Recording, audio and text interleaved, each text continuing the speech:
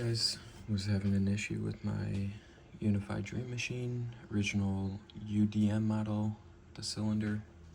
That's the one WAN port and the force port LAN switch.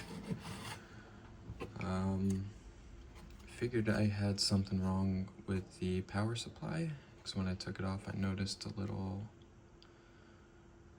scorch mark, but after some consideration and talking with electricians, that isn't a good tell for the issue. And they said we should check the fuse over here where the power comes into the board.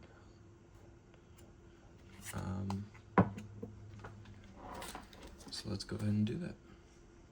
I'm gonna grab our multimeter, set it to continuity test the resistance.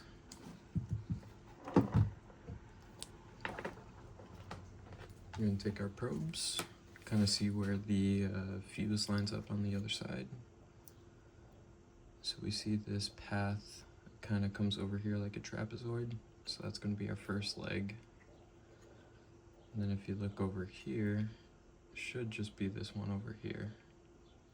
So if we put our probes on these 2 points, we should get a reading, and that'll tell us if the fuse is good, and if we don't, it's bad.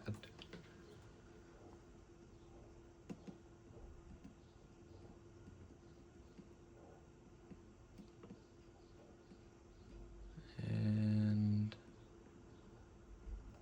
just for kicks, I'll reverse them.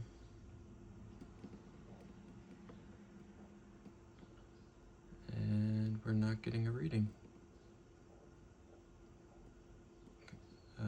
which tells me the fuse is bad, which is probably an easier fix than dealing with the transformer here, if that were the issue. We also notice on our capacitors, they look normal.